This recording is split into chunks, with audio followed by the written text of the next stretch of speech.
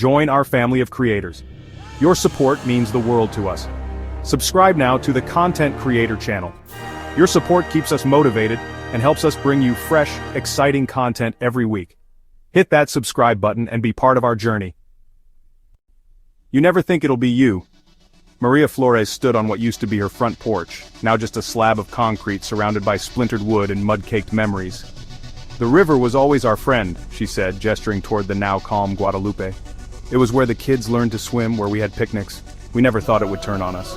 The night it happened, the rain began as a familiar Texas downpour. No one was truly alarmed at first, but this was different.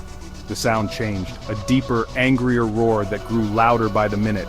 It was the sound of the earth giving way, of ancient oaks being ripped from their roots, of a river swelling beyond its banks with terrifying speed. For thousands, the first sign of danger wasn't a siren, but cold, muddy water seeping through their floorboards, a silent, relentless intruder in the dark. Imagine waking up to that. Not to an alarm clock, but to the world you know being swallowed by a churning brown tide. The water rose with a speed that defied belief. Cars became bobbing metal shells, swept away in a current that carried debris, fences, furniture, entire sheds, like toys. The power went out, plunging neighborhoods into a terrifying, watery blackness. Lightning revealed a scene more apocalyptic than the last, a neighbor's roof floating by, a family clinging to their own rooftop. For so many, this was the moment of truth, a test of courage, of family bonds, of the sheer will to live. Maria Flores and her family scrambled to their attic, listening to the water smash against the walls below, praying the structure would hold. All across central Texas, in towns like Wimberley, San Marcos, and New Braunfels, thousands of families were living the same nightmare. They were trapped, isolated, and fighting for their lives against a force of nature that was both awesome and utterly indifferent. The river had come for them, and nothing would ever be the same. In a single night, the familiar became unrecognizable. The trust in the river, and in the land itself, was forever changed. How did a familiar river become an instrument of destruction? The answer, a rain bomb. A slow-moving storm stalled over the Texas Hill Country, a region with steep terrain and rocky, shallow soil, terrible at absorbing water. The water had nowhere to go but down, funneled into the creeks and rivers that feed the Guadalupe and Blanco basins. On that night, the storm unleashed a torrent, over 4 inches of rain per hour in some areas. The ground, already saturated, couldn't absorb another drop. All that water rushed downhill into the Blanco River. The river, normally gentle, began to rise at a record-shattering rate. Gauges were overwhelmed and washed away. The result, a wall of water, not a gradual rise, a tsunami through the hills. In Wimberley, the Blanco River crested at more than 40 feet, 27 feet above flood stage. People hundreds of yards from the bank were suddenly in a raging torrent. The force ripped houses from their foundations and erased landmarks that had stood for generations. The rain bomb didn't just cause a flood, it exploited the very nature of the land itself. As the water surged, the first calls to 911 painted a terrifying picture. People trapped in attics, on rooftops, in cars being swept away. First responders faced an impossible situation. Their own stations were flooding, roads were impassable, yet they went out into the storm, driven by duty and love for their neighbors. In these tight-knit communities, rescuers often knew the people they were trying to save, pulling teachers from windows, launching boats to reach friends and family. A volunteer firefighter from Martindale described navigating his boat through debris in total darkness, guided only by faint screams for help. But it wasn't just official responders. Ordinary citizens became heroes. People with boats launched into the flood without hesitation, rescuing neighbors and strangers alike. 2 brothers rescued more than a dozen people, including a family with a newborn, making trip after trip until their motor was choked with debris. These first hours were a testament to the human spirit, raw, unfiltered community in action. There was no bureaucracy, no hesitation, just people helping people. These acts of heroism were the first glimmers of light in the darkest of nights. They didn't just save lives, they saved a piece of the community's soul. In the chaos, courage became contagious. To understand what happened, you have to listen to those who lived through it. David and Laura Miller, retired, had lived along the Blanco River for 30 years.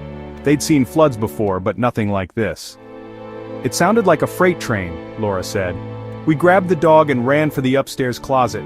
We could feel the house shuddering. We held each other and prayed." Their house was torn from its foundation, but miraculously lodged against cypress trees, saving them. The Ramos family lived further from the river, in an area that had never flooded. A neighbor's pounding woke them. They had minutes to escape. As they waded through waist-deep water, they watched their daughter's first car float away. "You see it on TV, but you can't process it," Mr. Ramos said. "Everything you've worked for, gone in minutes. But I held my wife's and daughter's hands, and I knew we still had what mattered." People lost more than homes. They lost heirlooms, photographs, the anchors of family history. We met a woman sifting through mud for her grandmother's wedding ring. She didn't find it. Each piece of debris told a story of a life interrupted. The financial cost is immense, but the emotional cost, the loss of place and security, is immeasurable. Yet, amid heartbreak, there were stories of survival bordering on miraculous. A young man rode a floating log for miles in the dark, dodging debris until rescued. A family survived by climbing onto their roof and using a cell phone flashlight as a beacon. These stories are about resilience, the fierce instinct to hold on. Even when the water takes everything, it cannot take the will to live. Survival became the community's shared story. The official response was massive, heroic, and at times overwhelmed. As the sun rose, the devastation became clear. The Texas Division of Emergency Management, National Guard, and elite rescue teams arrived with high-water vehicles, helicopters, and swift water swimmers. The sound of helicopter rotors became a symbol of both danger and hope, the immediate priority saving lives. Rescue operations continued for days, teams going door to door, marking homes as cleared. In some cases, cleared meant finding homes empty. In others, it meant recovery, not rescue. The work was physically and emotionally draining, navigating submerged power lines, gas leaks, and displaced wildlife. As the immediate danger passed, the focus shifted to supporting thousands left homeless. Shelters sprang up in schools and community centers, offering food, dry clothes, and a safe place to sleep.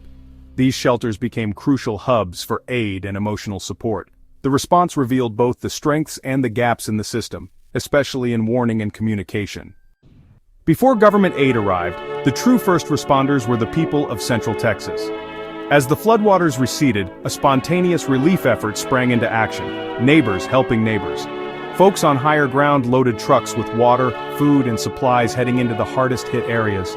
Local restaurants cooked thousands of free meals. Hardware stores gave away cleaning supplies. A laundromat offered free laundry to flood victims. Churches and schools became donation centers overflowing with clothes, diapers, and food. Social media became a lifeline connecting those in need with those who could help. "How can I help?" became the unofficial motto of the recovery. For those who lost everything, seeing friends and strangers show up was a powerful antidote to despair. The flood revealed a foundation of community stronger than any concrete slab. In Central Texas, community is not just a word, it's an action. Weeks after the flood, the physical scars remain. Debris tangled in trees, bare concrete slabs where homes once stood. But the deepest scars are invisible. The emotional toll is profound and long-lasting. For thousands, the sense of safety in their own homes is shattered. Every storm brings anxiety. Parents describe children terrified of rain, elderly residents overwhelmed by starting over. Grief for lost homes, pets, and normalcy lingers. Mental health professionals stress the importance of addressing this invisible crisis. Support groups and counselors offer spaces to share, grieve, and heal. Yet even in struggle, there's resilience. Each day spent sifting through mud or rebuilding is an act of defiance against despair. The shared experience has forged stronger bonds among neighbors. The emotional journey is the hardest part of recovery, but the community is determined to walk it together. The journey from ruin to recovery is long, measured in months and years. Rebuilding began with mucking out homes, tearing everything down to the studs. Navigating insurance claims and federal aid became a second full-time job for many. Many discovered they were underinsured or that standard policies didn't cover flood damage. Community fundraising and nonprofits stepped in to fill the gap, coordinating volunteers and donated materials. The sounds of hammers and saws replaced the roar of floodwaters. New foundations are being poured, often higher than before. The community is not just rebuilding structures, it's rethinking how it builds, using flood-resistant materials and elevating homes. This is resilience in action. Volunteers framing houses, businesses donating appliances, neighbors helping neighbors. The road back is long, but with every wall raised, hope grows. The community is building a stronger, more resilient future. The 2025 Central Texas floods were a wake-up call, a brutal lesson in the power of nature and our vulnerabilities. The urgent question, can we prevent this from happening again? The answer is complex. We can't stop massive storms, but we can do more to mitigate the damage. Smarter development, better infrastructure, and robust warning systems are now at the forefront. Local governments face pressure to strengthen building codes, restrict construction in floodplains, and require more green space. Infrastructure improvements, larger culverts, bridges, and upstream flood control are critical. Early warning systems must be more sophisticated and reliable, reaching people quickly, even at night. Preventing future disasters requires shared commitment, tough decisions from officials, resilient design from engineers, and vigilance from residents. The memory of the flood must serve as a catalyst for change. The best way to honor those who lost so much is to build a safer future for all of Central